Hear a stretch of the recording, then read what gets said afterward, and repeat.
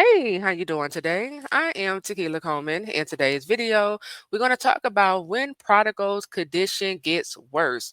So I have talked about this in the past, where I have stated, whenever you find that you are praying for your person, only for this particular person to get worse, like it seemed like the anger has increased. It seemed like, they are becoming more destructive, right? In the past, I have stated how, this is normal because they will get worse before they get better.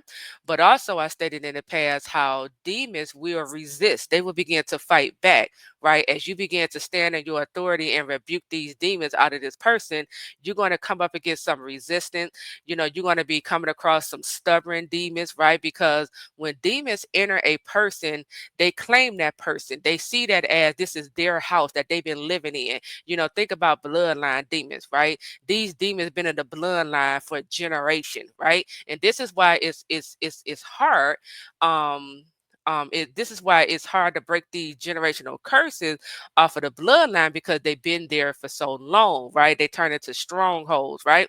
And so you will see prodigals condition getting worse, as a result of the demons fighting back. They stubborn, you know, just manifesting, right?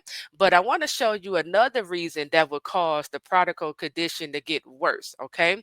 And this is what a lot of people are dealing with, okay? I don't want you to think just because your person is getting worse that your prayers are not working. That's not always the case, okay? So let's go to the book of Matthew. We're going to read chapter 12 and let's start at verse 43. Okay, this is talking about the man who was possessed with the legion of demons. Okay, it say in verse 43 in Matthew chapter 12, when an impure spirit comes out of a person, it goes through arid places seeking rest and does not find it. So right off the bat, because you can learn some things about these unclean spirits. It say when an unclean spirit comes out of a person, so this person has received deliverance. It say it goes through places seeking rest. So this unclean spirit is now seeking rest. Okay. And it say and does not find it. Then it say so the unclean spirit can talk. Okay. This is why when you're standing, next to someone who is bound by the enemy, who has unclean spirits on the inside of them, that spirit will begin to speak. And it's going to sound like criticism. It's going to sound like, verbal abuse, right? This is how you know you're dealing with spirits, unclean spirits. It's going to sound like word cursing. Okay. It say, then it says, I will return to the house I left. So here's a little dream interpretation. For you. Whenever you having dreams of you being in a house, and let's say you see you and your person in that house, in this case right here, houses are representation of the person. Okay. Because it said, I will return to the house I left. I will return to the person I left. Okay. It say when it arrives, it finds the house unoccupied, swept clean, and put in order. So there's no open doors. Okay. This unclean spirit that was cast out of this person is trying to come back in, but the doors are closed. There's no legal right. Now check this out. Then it goes, who is it? The unclean spirit that was just cast out of this person. Then it goes and takes with it seven other spirits more wicked than itself. And they, the unclean spirits, go in and live there. So that one spirit that was cast out of the person, when it came back, this is knowledge. Okay, I don't know if y'all are hearing this. Okay, number one, the first revelation, when you receive deliverance, those same demons that you just received deliverance from will try to come back and enter back in. That's number one. It say this unclean spirit came back, but it saw the house swept clean, so there were no open doors. It couldn't get back in. So you know what it said? This is a intelligent spirit. It said, well, let me go find seven other spirits that are more wicked than me, right? So let's say that was the spirit of anger that was cast out of the person. And now when anger, the spirit of anger comes back, it see, okay, I can't get back in. So let me go ahead and get a spirit of offense. Let me go get a spirit of unforgiveness. Matter of fact, let me come on, spirit of bitterness. Come on, spirit of jealousy. Come on, envy spirit. Come on, spirit of lust, because I know you're a type. And because the devil been studying you all your life, he knows you're a type. So all he got to do is send that type across your path to get you to fall, drop your guard, right? Come on, spirit of masturbation, right? Because while I'm sending that spirit, while I'm sending this your type across your path, in your alone time, the spirit of fantasy, or I'll say that the spirit of fantasy is now kicking in, having you to fantasize about your type that's leading you to masturbation. I hope you're following me here. Okay.